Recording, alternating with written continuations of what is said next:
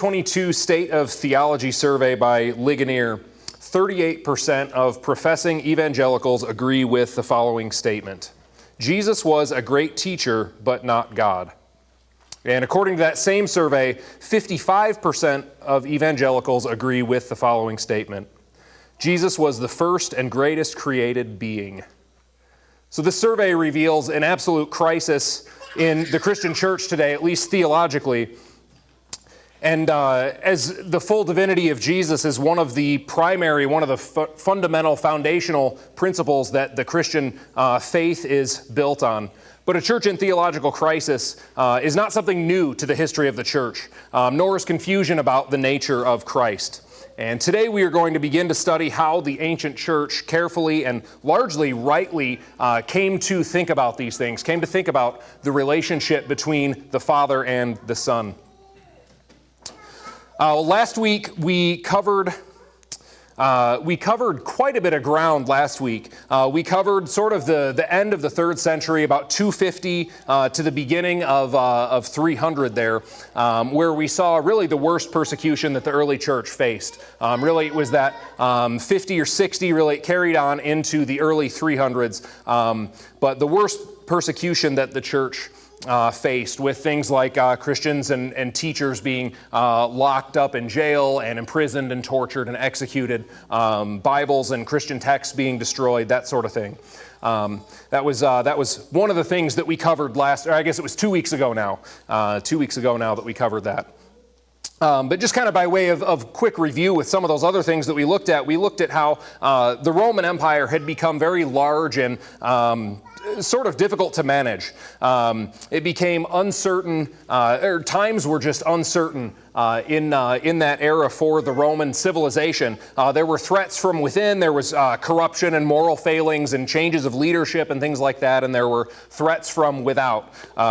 There was a number of foreign enemies that were sort of taking shots at the empire, and Rome, in response to this, took to a number of political reforms, dividing and localizing the power. One of the big things they did is they split the Roman Empire into the East and the West. They split it into basically 2 districts, and each of those 2 districts had sort of 2 sub-districts underneath them.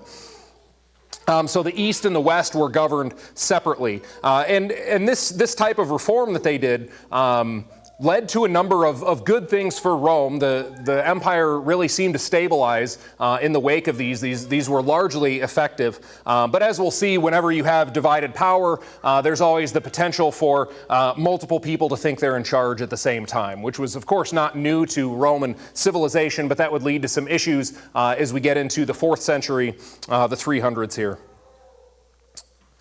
Let's see, really one of the last things that we covered last time was the last wave of Roman persecution would begin around the year 304. That was kind of what would begin. And if you recall from 2 weeks ago, the other thing that we looked at is we kind of took a step back and looked at sort of a bird's eye view of how certain ideas came around. How did we come to think about the church as a hierarchy? How did we come to this idea where we have bishops and popes and things like that? And we looked at how definitions changed and sort of evolved over several centuries there. How saints came to have an elevated status. How it would no longer refer to just Christians, but a special class of Christians. We looked at how bishops at one point just looked at teaching pastors of a church, but how that would kind of come to hold a special place of authority and a unique position above sort of ordinary elders or overseers in the church.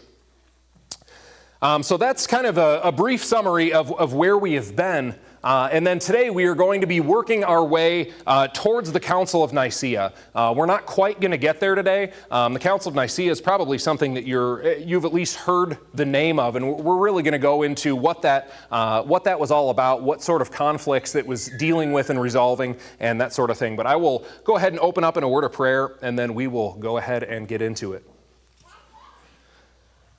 Father, I thank you so much for your grace and for the church that you are building and that you have been building for a very, very long time.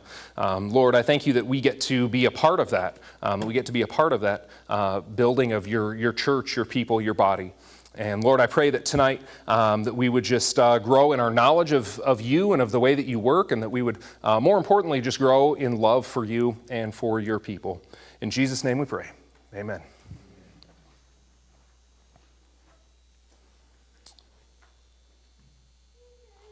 All right, well, we're going to start out kind of looking at a little bit of a timeline here.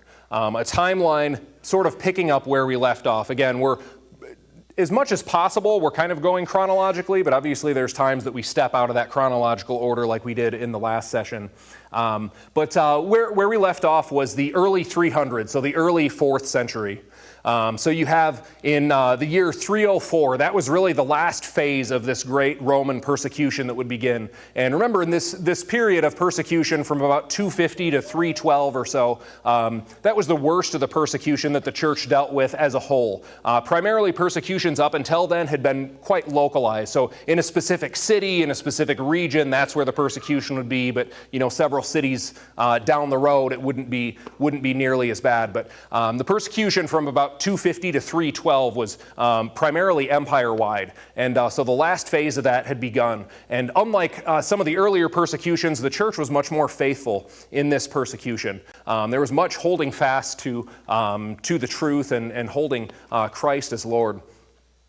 The next year, the year 305, and it doesn't matter so much if you remember these two names, I just put it on there because, well, it's easier to say a name than not, I guess. But in 305, there were two Augustuses, or co-emperors. Remember, Rome had been divided into an east and the west. And they had an Augustus named Galerius in the east and Constantius in the west. So they became co-emperors.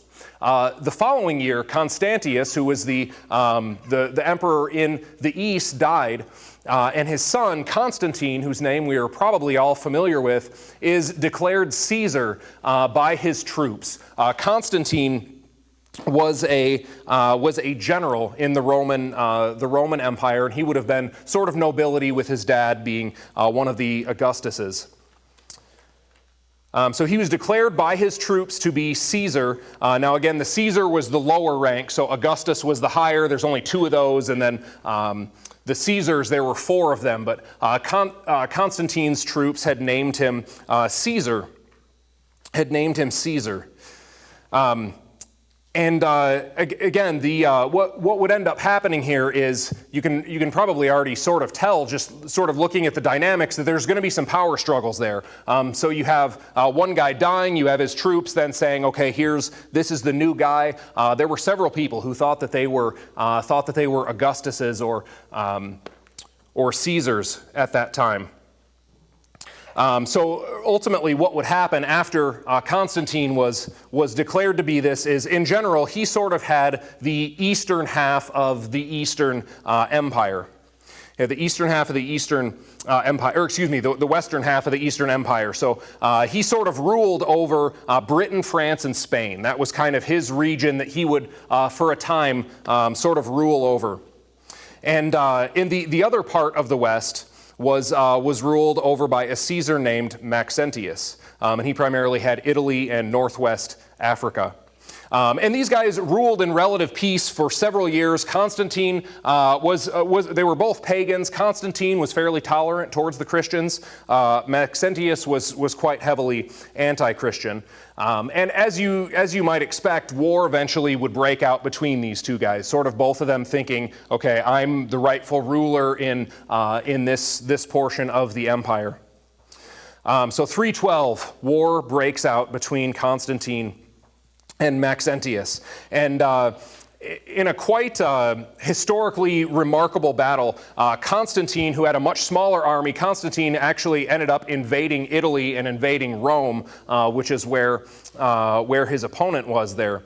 And there was these two armies collided in the Battle of Milvian Bridge. The Battle of Milvian Bridge, which is on the Tiber River just outside of Rome. So this was a great historic battle, and really this is the battle that would ultimately shape not only Roman history, but just world history and Christian history in general. So this was a very important moment here. And as the story goes, the night before the battle, Again, historians have somewhat argued over how true this is, but as the story goes, the night before the battle, Constantine raised pagan, professing pagan, he has a dream in which the first two letters of the name of Christ appear to him, and he saw or heard the words that said, "By this sign you will conquer." And the next day, he had that sign, the first two letters of the name of Christ, Chi and Rho. We'll put it on the screen here in a minute. He had those painted on the shields of his men before the battle. And he ends up winning this great upset victory, and is ultimately then declared the emperor of the western part of the empire. This is a painting here of a Renaissance era painting, just sort of by the artwork and whatnot there, but this is, you can see there's some angels fighting or doing something there. Again, this was a very important battle. It was a big upset, and Constantine came out on top. This is a depiction of what the shields may have looked like. This symbol is referred to as Chi Rho. That's really a very ancient Christian symbol there. But that is the origin of that, is Constantine's vision this night before this battle. So Constantine ends up winning this triumphant battle, and he believed that the Christian God had been the one who had given him victory. He was now the Augustus of the West, so he's now one of two emperors over the entire empire. He's the undisputed ruler of the empire in the West. And really from that point on, he would be considered and looked to as a great defender of the Christian faith, a great champion of the Christian faith. And this was in 312.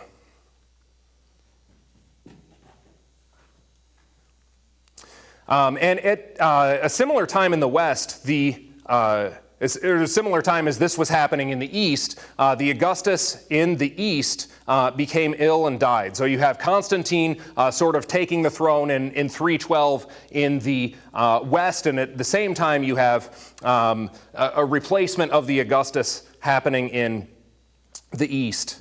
And a man named Licinius became the replacement for the Augustus in the East. Well, in the next year, 313, these two guys met. So again, Constantine, emperor of the West, and Licinius, emperor of the East, met together in Milan, Italy, and agreed on a policy of freedom for all religions.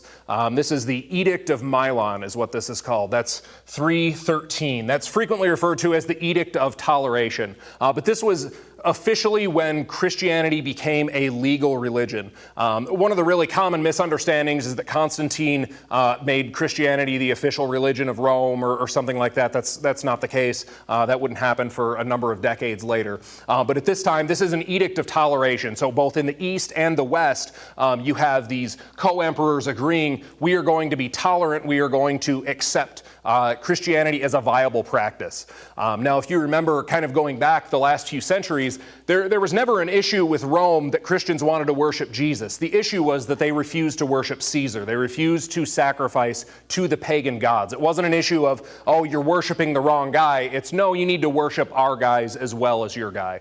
And that was the big issue. So this would be really just a great reversal in the year 313 of the way that things had been.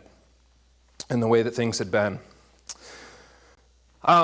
Constantine, in his years, would do a number of very noteworthy things as emperor, or at this point, co-emperor. He, for example, refused or returned stolen property to Christians. So in the persecution that had taken place just years prior, one of the things that would happen is Christians' land, Christians' property, churches' property, things like that would be taken.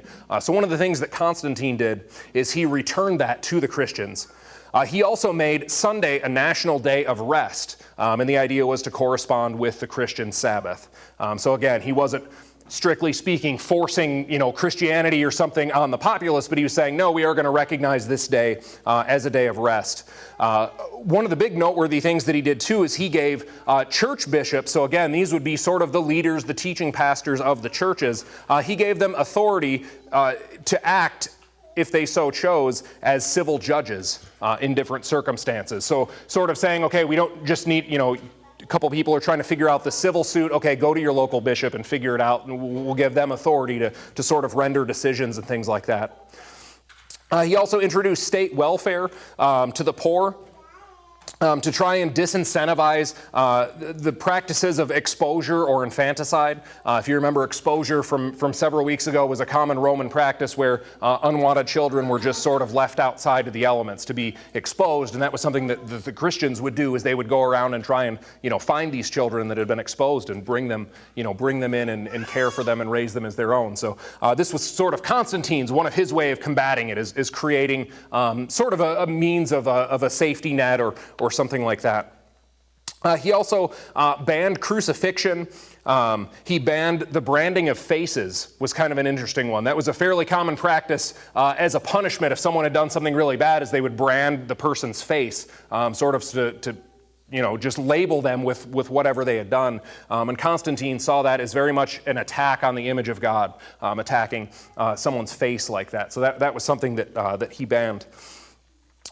So this was kind of fast forwarding a little bit here. So we have, this is all starting in 312, 313. 312 is when Constantine sort of takes the throne there. He has the Edict of Milan the next year. And then these other things I just mentioned were things that he would work out through the next several decades. One of the things that he attempted to do was to get rid of the gladiator games. But that was something that was just so ingrained in the Roman culture, it just wouldn't be done in his time. It would eventually be done by the Christians, but Constantine was unable to do that. Fast forwarding a little bit here, in the years following, times would be, under Constantine, very good for Christians in the West, but increasingly worse for Christians in the East. So remember, the East was under Licinius, this other Augustus. And he would become, even though he had signed and agreed to the Edict of Milan, this edict of toleration of Christians, he would become increasingly anti-Christian until around the year 320. In 320, he began violently persecuting the church. He became sort of conspiratorial in thinking that Christians were underneath him, were conspiring against him, that they're secretly loyal to Constantine, things like that. And again, just committed many acts of violence against Christians. This led to 324. In 324, war finally broke out again, and it was between these two guys, between Constantine and Licinius.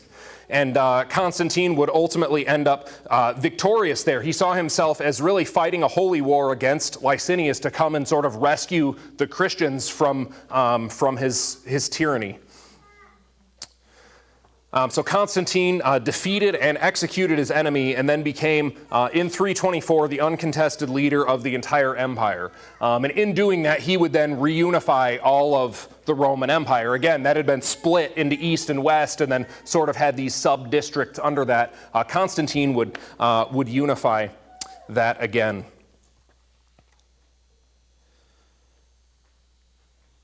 Right, so a little bit more just on Constantine, sort of who he was, what some of the controversy around him is. The first thing I have on there is just that he was an impressive leader. He was just someone who was tall, he was confident, he was a great speaker, he was a great showman. He knew how to work a crowd, he knew how to get people fired up. He was a very charismatic leader.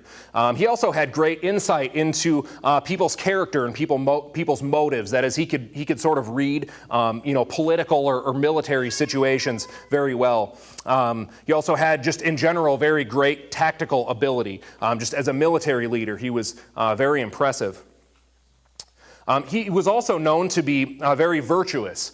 He was known to be extremely generous with his own money. He tried to rule justly, seemingly as much as he could. And he was also had a very high standard of purity in matters of sexuality, which was extremely rare for a Roman leader at the time. If you're familiar with, some of the things that went on there, compare him to, Emperor Nero from several weeks ago. There's a very clear contrast in terms of just the purity that he would, in general, pursue. Again, exceedingly rare in Roman leaders. Now, on the flip side, he could also be very sort of vain and flashy. He could be quick-tempered. He was known to be kind of vain about his looks, was one of the things about him. Again, I already kind of mentioned that he was a very good showman. He knew the power of a good story. One of the things that went around, I don't remember when exactly it was in this, but he at one point, to kind of get his men fired up, would go around and spread rumors about how, Constantine is kind of like the new Moses, kind of giving the people, putting them into a bigger story so they can really get fired up to go out there and do their thing. But he was a great showman. In terms of some of his failings, some of his moral failings, he had several notable outbursts of violent anger. Probably the worst of which was he believed that his son-in-law had sexually assaulted his wife, and he had him put to death then without a trial. Church history records that was something that he repented of later on, but that was nevertheless something that he had done. And then there's also in his the last great battle that we talked about, where he defeated Licinius, the emperor in the east. He also put to death a number of the followers of Licinius, and that was something he was very much criticized for, as that being sort of an unjust thing. They hadn't done anything worthy of being put to the sword. Another interesting thing about him, and this isn't so much just applied to him, but applied to many Christians that had sort of come around this era, and that was the practice of putting off baptism. Constantine put off baptism until shortly before he died. There's actually one time when he became very ill, and he called in a priest or a bishop to come baptize him, and then he sort of had a great recovery and looked like he was going to get well again, and then pushed his baptism off again. And the mentality behind that is I think a flawed view of God's grace. But the thought that had become fairly common at the time was, well, it's a lot harder to forgive sins committed after baptism. So sort of the idea is, well, if you hold off baptism until the very end, that'll wash away more sins. I guess if you're the emperor, you might have to murder an occasional person, or things get sticky when you have a big empire to rule. So he kind of push that down the road, as opposed to the biblical pattern, which is just as soon as someone is a professing believer and they understand the gospel, the response should be, what should keep me from being baptized, as it was in Acts. But these kind of things have caused many to question the legitimacy of his conversion. Of course, there's arguments like, okay, well, the killing of Licinius's followers or of his son was, not consistent with the acts of a Christian. And likewise, the whole thing with baptism, it's like, okay, well, if you're just trying to get baptized to wash away the most sin, it's like, okay, have you really put to death your sin, or are you actively in the process of that? So again, these are just sort of questions that people have wrestled with through the ages. Was his conversion a stunt? That's one thing that people have argued, going back to the Battle of Melvian Bridge, where he paints the Christian symbol and sort of goes and conquers in the name of the Christian God. People have wondered if that was just a political stunt. I'm inclined to think that it was not. It seems genuinely, he seems genuine about it. For the most part, the fruits of his life are generally in sync with what someone should be as a professing Christian. That's not to say that he was, of course, sinlessly perfect. He, of course, committed a number of grievous sins. But I think I would argue that it probably was legitimate. And another thing, too, is that just him siding with the Christians at that time, there wouldn't have really been any motive there. It wouldn't really make a whole lot of sense politically. Again, Christians were this sort of beaten down small group. So it's like, what could they offer me? So that's just kind of something to consider. Let's see, I said he was very accomplished. So we've named some of those accomplishments that he did. In 330, so 10 years, or 6 years, I guess, after he became the sole emperor over Rome, he built a new capital city for the eastern portion of the empire, in Byzantium, or typically referred to as Constantinople, hence the name. the city built by Constantine.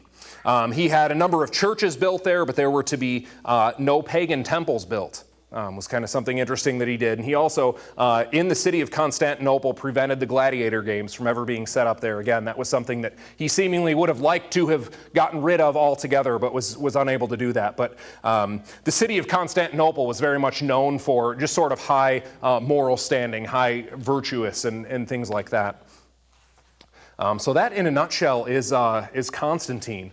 Again, here's a sculpture of him, and this would be another Roman shield with the Chiro painted on it there. So this is Constantine, and Constantine we'll talk more about next week. Again, next week we're going to get into the Council of Nicaea. That's really this first sort of global church-wide conflict that would happen. Again, we're gonna get close to that tonight, but we're not quite going to get there. The next thing that we're going to look at tonight is the Donatist controversy. The Donatist controversy. And we're going to take a little bit of a step back here. We kind of look broadly at some of the things that Constantine had done, and most of that was after this time. So we're taking a step back here to the year 311. So this would have been just before Constantine's conversion. And in 311, in Carthage, Carthage being in North Africa there was a man named Caecilian that was appointed bishop. He was appointed the bishop. And what ended up happening is many in his church refused to recognize him because one of the bishops who had ordained him had allegedly handed over a Bible to be burned during the last persecution. So just several years before, that was the accusation. We don't know for sure whether or not that happened. But in a nutshell, that was the argument. It's saying, okay, well, you're not legitimately a bishop because your ordination was not legitimate. Your ordination was not legitimate because one of the people who ordained you was not truly Christian. That was the argument that was laid out. It was this person was not truly Christian because when they faced duress, they chose to have the Bible burned rather than to stand firm on their faith. So that was kind of the crux of the argument. And this argument was made by a man named Donatus. So Donatus is the guy who rejects Caecilian's ordination. And as you might expect, Donatus thinks that he should be the bishop of Carthage. So what you have here is basically a church split within the city of Carthage, within the Church of Carthage. Formally, the church has said, okay, Caecilian is the bishop, he's the guy who's running the show, and Donatus is saying, no, he's not legitimately ordained. And so a number of those in the church would then follow Donatus as opposed to Constantine. So again, it sort of results in these two different sects here. And in an interesting sort of precedent that is set there, the Donatists end up appealing to Emperor Constantine. And this would set an interesting precedent because never has the church been in a position to appeal to someone outside the church. We've seen some different church conflicts and disputes and things like that. We remember back to, I think it was week 2, we looked at the book of 1 Clement, where there was the church in Rome was sort of getting involved in the church in Corinth to try and help them out. Okay, you can't handle this on a local level, so we're going to kind of step in and try to offer you some guidance here. But never had the church appealed to a government to do this. So this is, and that's really the main reason why I even bring up this controversy. It'll also kind of come into play in a couple weeks, but that was one of the first big things that it would do, is that it would sort of set this precedent for the state or the church appealing to the state to sort of help them resolve this. So Constantine, ultimately what happened here is Constantine, in his returning of stolen land to the Christians, returned the stolen land to the church in Carthage, and that would have essentially gone to Caecilian. So that was kind of how that worked itself out. And then the Donatists appealed to Constantine, saying, "Hey, you need to make me the bishop. Caecilian is not the rightful bishop. I am." But Constantine handled the situation, I think, fairly wisely, and he basically said, "Yeah, this isn't my lane." So what he ended up doing is he sort of set up different tribunals with different Christian bishops to sort of rule in this. And again, I think rightly so. But he allowed tribunals of bishops to sort of investigate and to go and question and gather information and then make a ruling. And ultimately, these bishops then would rule against the Donatists. They said, no, you're wrong. Cecilian is, legitimate there. And he is the rightful bishop. And then really what would become, or what would lead to really a kind of ugly moment in church history. The Donatists did not like that answer. Again, they thought that Donatus was the rightful bishop, and they responded with violence and rioting and things like that. And then in response to that, Constantine then sent troops out to suppress the violence. So again, this would kind of set a not great precedent there all the way around, both with, Donatists were professing Christians. They were, doctrinally, they were just as orthodox as probably any of the other ones, but their difference is over this role of leadership. And we'll get into some of the theology in this, I think, 2 weeks from now, because this conflict would kind of lead to other things down the road. So again, the Donatists were suppressed in that way. And then ultimately, what Constantine really wanted, and we'll see this throughout much of the life of Constantine, is I don't think Constantine was necessarily that theologically sharp. He just kind of wanted everybody to get along. And that was really what he was hoping to do with this whole thing, and not making a ruling, but having bishops sort of make a ruling over what's going to happen here. He just wanted everybody to get along. He thought this would unify the church, and it ended up kind of having the opposite effect, at least in the city of Carthage. This would lead to really kind of a century of conflict. Not necessarily consistent violence, but just consistent conflict. And then that would also result then in the state essentially saying to the Donatists, hey, you need to fall in line with the Catholic Christians. Again, when we use the word Catholic in this context, we're not talking about Roman Catholic, we're just talking about the universal church. But the state under Constantine would ultimately say to them, you guys need to fall in line or you're kicked out, you're exiled. Which again, not a great precedent to set. Constantine, again, in doing that, hoped that would just cause them to say, oh, okay, well, yeah, these are our brothers and sisters in Christ, so yep, we were wrong, and, it would lead them to repent and move on. But unfortunately, it did not with a number of them. But in doing that, Constantine looked at these councils that set up to make rulings, and, he basically said, look, the church has decided that this is right and you need to fall in line. That was kind of what it does, and he hoped that would work, but it did not. A number of years later, Constantine would admit that his response failed, and he would rescind that decree of exile. So in other words, he said, okay, if you're following the Donatists, you're exiled, you're banished, that sort of thing.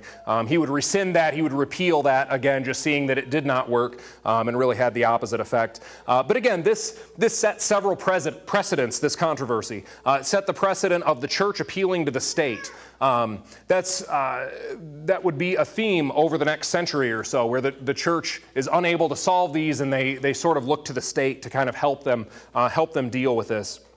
And then the other precedent that it set was the state, or the Roman government in this point, enforcing church rulings and suppressing opposition. So again, they suppressed the Donatists, seeing, okay, these guys are, they're this sectarian, this is not good, so we're going to suppress them. And both of these things would have a significant impact as the church would continue to grow and develop. And again, some of that we'll get into in, I think it's 2 weeks.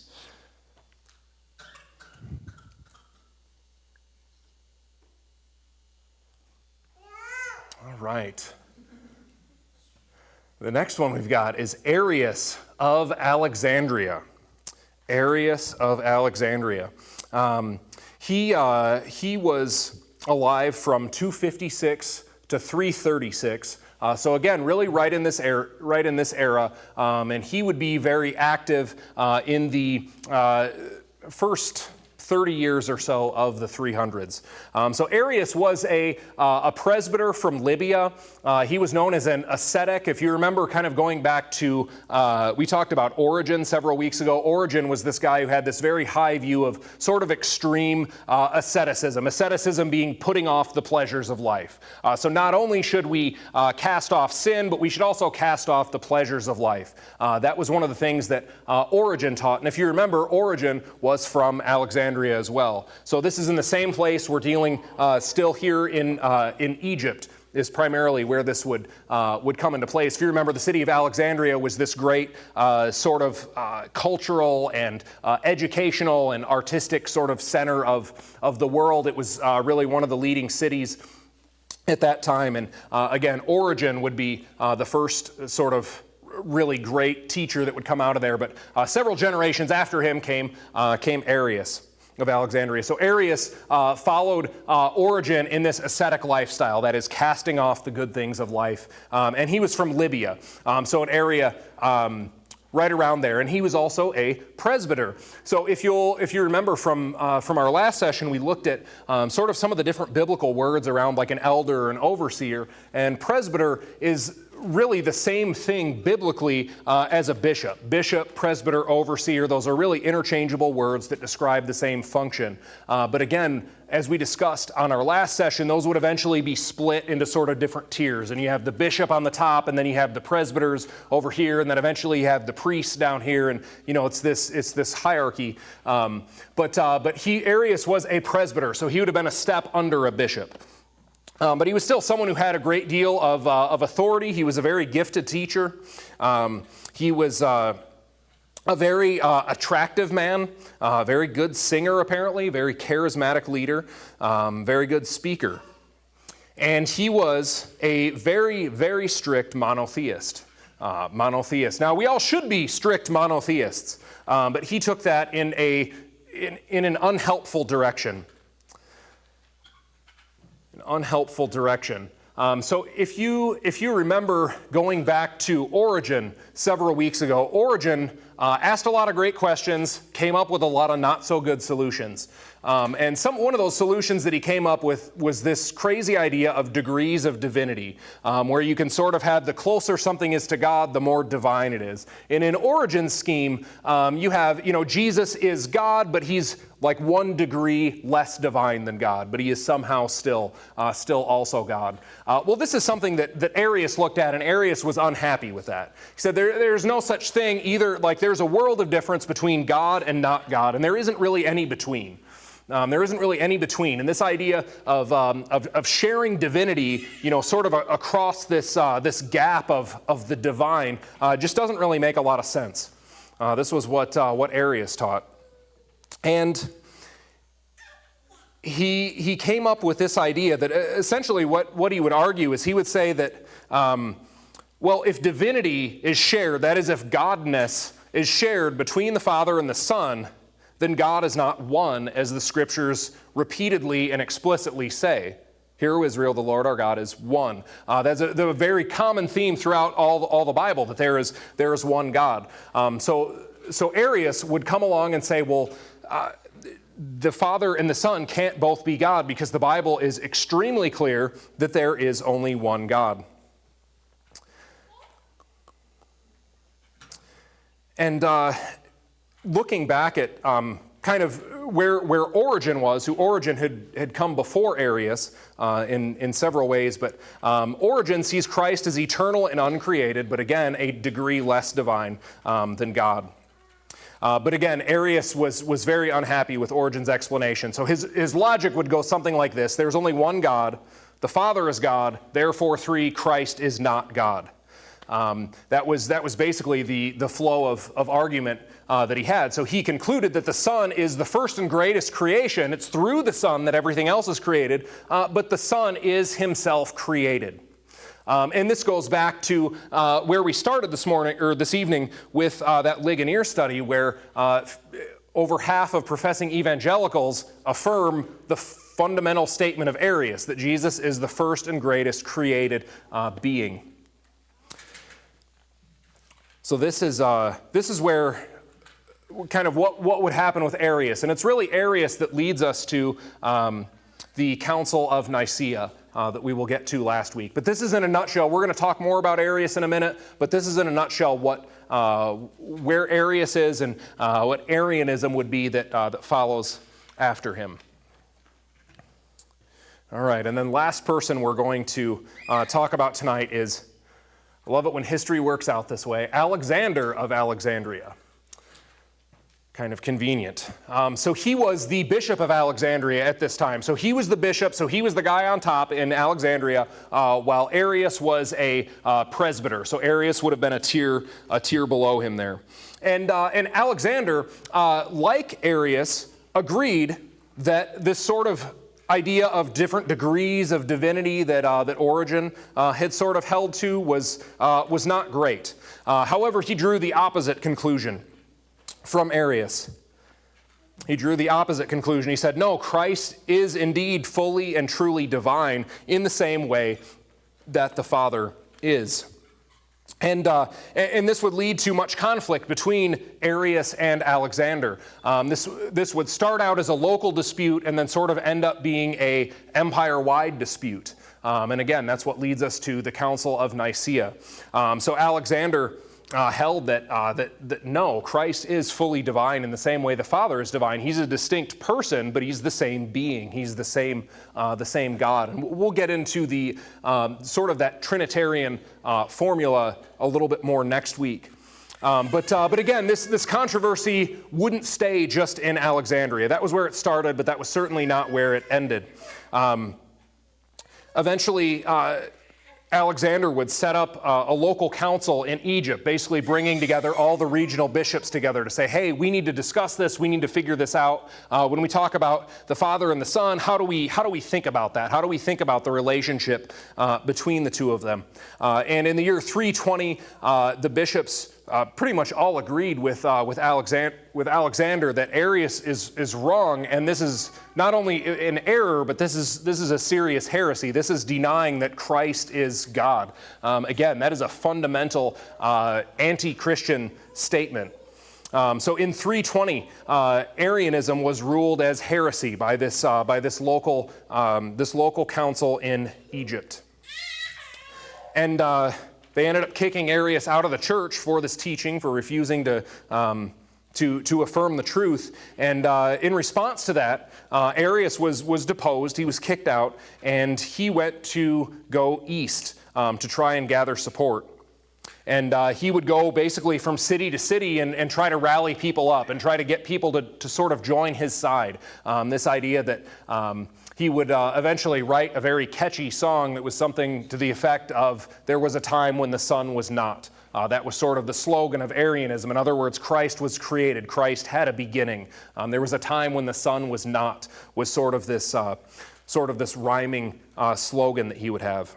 So again, he would go from city to city in the east, gathering support, which kind of resulted in some different bishops taking different sides, some for him, some against him, things like that. And overall, he was quite successful in gathering support, but there was really a lot of questions as to how well the people who were supporting him understood what it was he was saying. And that was sort of a downside of Alexander of Alexandria, was that he wasn't all that clear in his writing against Arius. He was right, but he wasn't overly clear, and it left a lot of people in the East kind of confused as to what Arius or what Alexander believed, and so they ended up sort of siding with Arius, again, maybe not fully understanding what it was that he was arguing, that Christ was indeed created. And ultimately, again, this is what is going to lead us to the Council of Nicaea. That's what we're going to spend our time on next week. This would become such a big issue that the church would once again appeal to the emperor and say, hey, help us figure this situation out here. There's division among the churches. We're arguing over, what is true on a very fundamental level, and they would appeal to the state, and then the state in response would then set up this council, this universal ecumenical council that is from bishops all around the world to decide and discuss this issue. All right, well, that is going to conclude us for this evening.